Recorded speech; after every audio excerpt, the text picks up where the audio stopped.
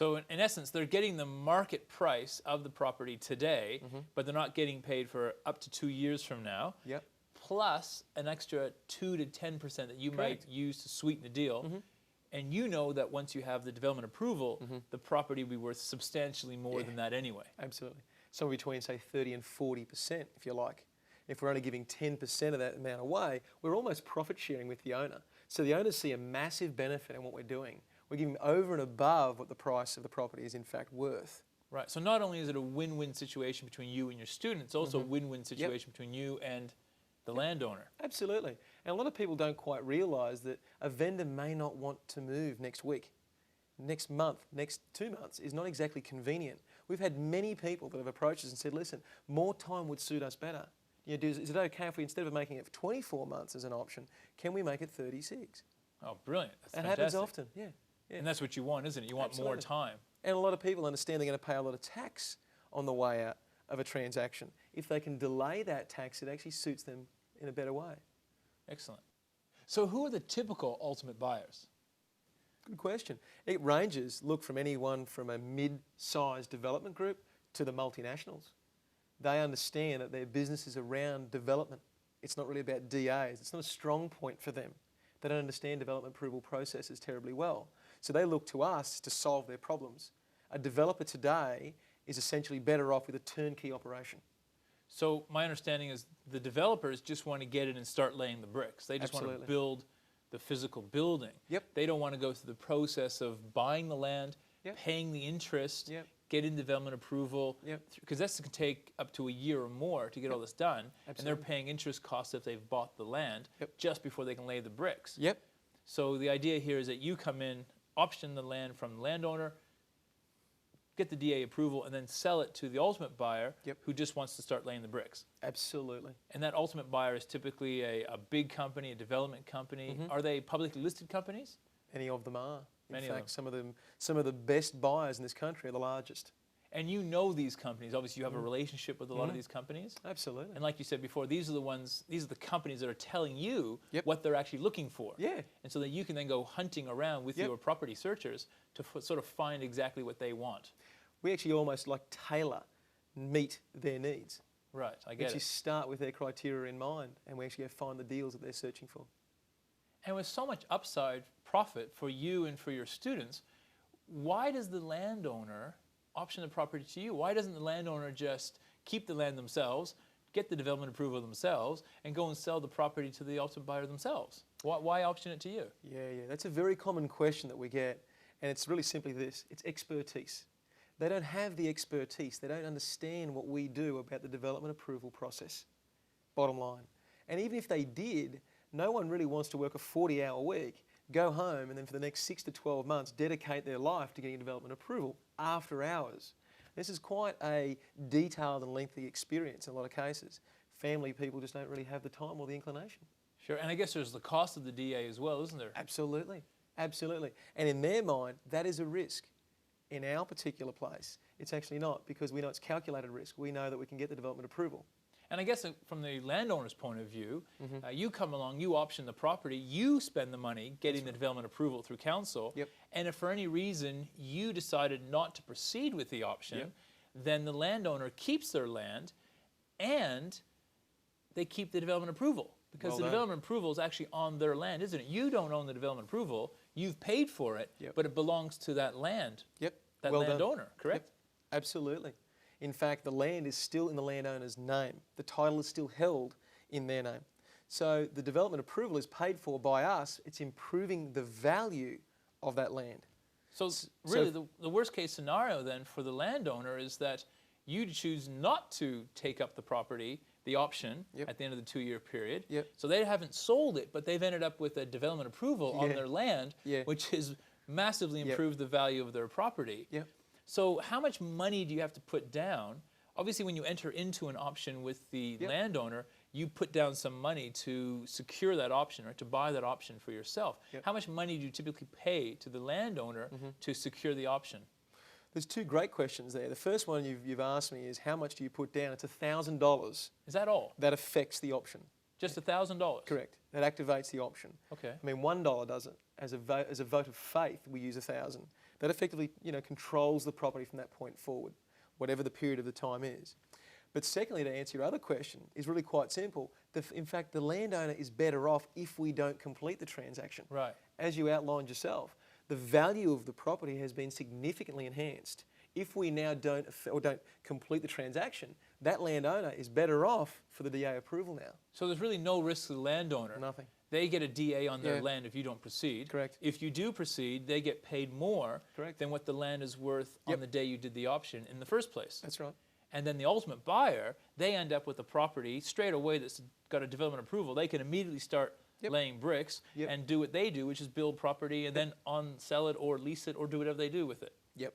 So you're really just that conduit between the landowner who doesn't know how to improve the value of their property with the DA That's right. and the ultimate buyers who don't want to spend the time hunting for the deals and then getting the DA approved. They just want to get the ready-made turnkey projects and just start laying bricks. Absolutely. And you just make that difference between the landowner's sell price and the ultimate buyer's purchase price. Solving problems, we like to call it, Daniel. That's exactly how it works, yes. And there must be, are there any stamp duties or rates or taxes that you have to pay? There are, most definitely. We used an example before where we optioned a particular site for $1 million and the upside was about $700,000. Right, that was what we said earlier. Yep. Yeah, exactly. You and I owe stamp duty only on the profit created.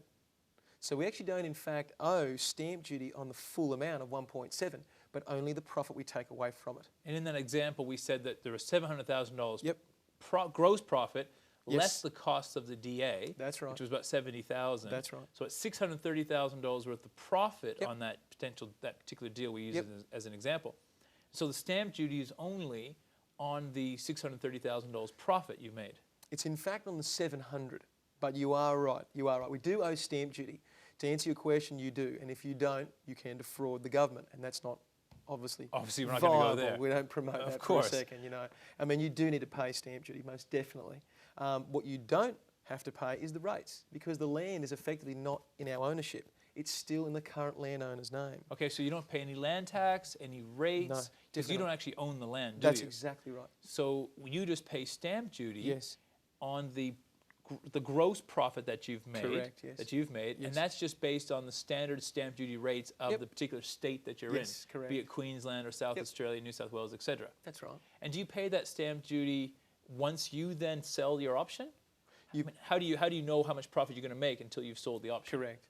When the contract or when the option of contract is affected, then you have the amount of profit you've earned, and then you obviously need to forward the viable or the amount of percentage stamp duty off to the government. So you'd only be paying the stamp duty out of the actual profit. So you don't have to come up with the stamp duty out of your pocket. No. You just pay for the stamp duty out of the profit that you realize out of the deal once the deal's totally finished. Correct. Ah, I get it. Correct.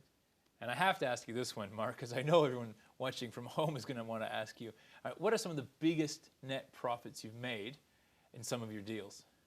Yeah, good question, Daniel. It's a fairly common question I get. We've had many deals that we've put together, obviously.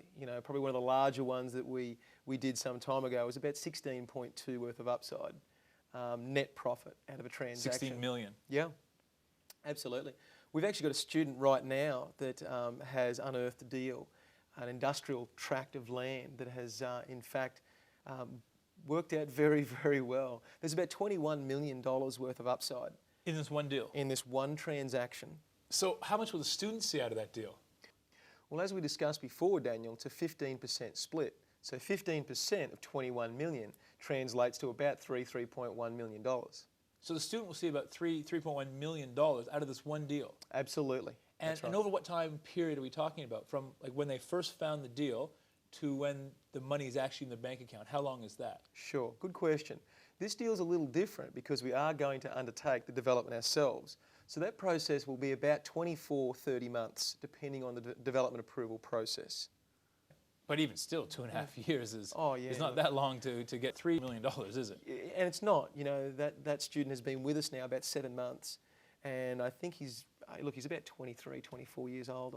Unbelievable. But certainly not out of the box. He's certainly no different from anyone else. He's just gone out and done the work. But yes, there is $21 million worth of upside, and it's a very simple deal. It really is. It just works. And out of the 21 million, we're actually going to retain a motel site on the corner of a highway and a major intersection. So, we'll go ahead and develop that probably in the next 2 to 3 years as well. So there's more upside as well for that one deal. And the 21 million is just based on a very conservative feasibility and not considering the value of a motel site. So, yeah, there's some huge upside. It really is. That's amazing. And how many students or how many deals do you now do where the students are involved? Yeah, good question. I would suggest that about 90% of our workbook today is just student focused. Really? Yeah, we're starting to get momentum now. As I said before earlier, is that our whole position is that we don't have enough time to go out and find deals. Right. And that's the reason why we're putting this program together, is to draw in more students, more arms and legs on the ground. So 90% of our workbook today is based around students' deals. And how many active students do you now have out there looking for deals for you? In Australia, probably a couple of hundred. Oh, really? But that's not to say that there's not more opportunity. There's 10.5 million properties in Australia. Yep. And at best, throughout someone's career, they'd be lucky if they were to affect 500 transactions. And those few hundred students, are they all very active, or I'm assuming there'd be some who'd be really focused, really dedicated, and some who aren't really doing much. Is that the case?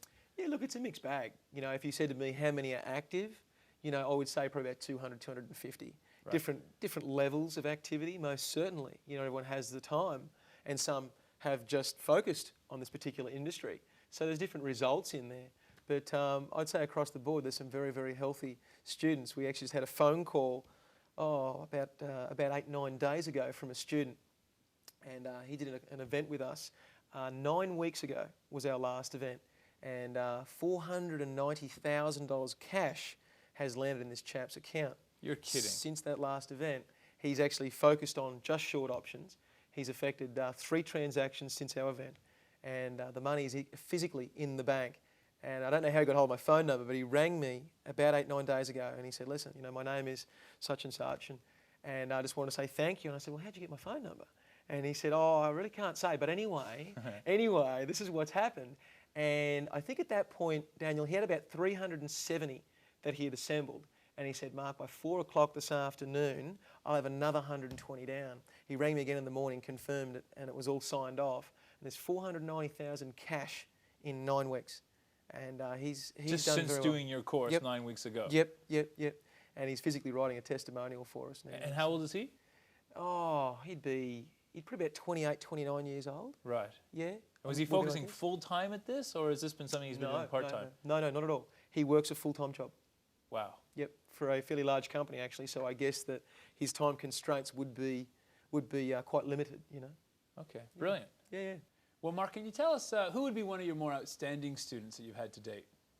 Good question. I mean, we've got a young guy by the name of Damien. He saw our event in November of 2006. So about 8 months ago, Damien came along. He has been a phenomenal student for the simple fact that he's been so teachable, Daniel. Well, let's invite Damien on.